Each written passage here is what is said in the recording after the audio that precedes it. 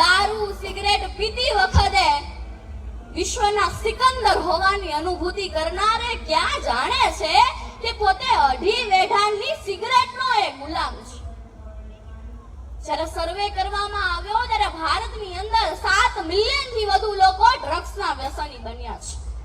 બાજુવાળા તમારા ઘરની બહાર કચરો ફેંકે છે તો તમે એની સાથે ઝઘડો કરો છો, પણ રોજ તમારા પવિત્ર શરીરની અંદર પ્રધરાવતા પાન માવા ગુટકા જ્યારે નાખો છો ત્યારે પોતાના મન સાથે ક્યારે ઝઘડો કર્યો ખરો?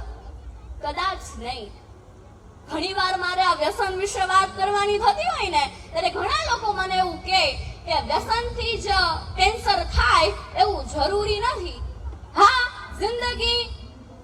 જિંદગી છે, આ જિંદગીમાં શું થવાનું છે આપણને કોઈને નથી ખબર, પણ જે ખાવાથી થાય છે એ ન ખાઈને 5 વર્ષ વધુ જીવી લઈએ એવા વિચાર સાથે જીવીએ ને આપણે વ્યસનને છોડી દઈએ.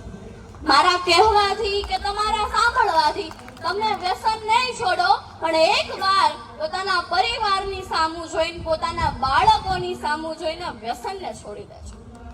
બીજું કે સોશિયલ મીડિયાની અંદર મારો એક વિડીયો ખૂબ વાયરલ થયો હતો કે ખોટા ખર્ચા સિદ્ધને થાય. આ વિડીયો ખૂબ વાયરલ થયો હતો અને ત્યારે જ થોડા દિવસ બાદ ડાંગ જિલ્લાની અંદર એક સેવાભાવી સંસ્થા સાથે મારે કીડિયારું પૂરવા જવા માટે થયું.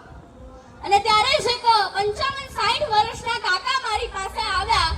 તેઓએ મને એવું કહ્યું કે તું જ 4મી ગુણન. એટલે મેં કહ્યું હા બોલો કાકા. તે ખૂબ રડવા લાગ્યા. મેં રડવાનું કારણ પૂછ્યું તો એ કાકાએ મને એવું કહ્યું કે મારી બહેનને ત્યાં મારા ભાણિયાના લગ્ન પહેલો પ્રસંગ. બહેન તો પોતાના ભાઈની આર્થિક પરિસ્થિતિ જોઈને કઈ માગી ના શકે, પણ સાસરિયા વાળા પક્ષની એવી ફરમાઈશ હતી કે તારા ભાણિયાના લગ્ન છે, તારા ભાઈને ત્યાં પહેલો પ્રસંગ છે, તારો ભાઈ 7-8 તોલા મામેરું તો આપશે ને. એટલે કોરોના પછી એમનો ધંધો પણ ખૂબ સારો નહોતો ચાલતો અને ત્યારે એમના પોતાના બાળકની દીકરા દીકરીની માંડ કરીને ગુજરાન ચલાવતા હતા. ઘણા વ્યક્તિ પાસે સગા સંબંધી પાસે એને પૈસાની માંગ કરી પણ કોઈએ જવાબ ના આપ્યો અને અંતે એમને જમીન વેચવાનું નક્કી કર્યું. એ બહેનની સામે મારો વિડીયો સામે આવ્યો અને એને એમના ભાઈને મોકલ્યો. ખૂબ રડવા લાગ્યા. એ ભાઈ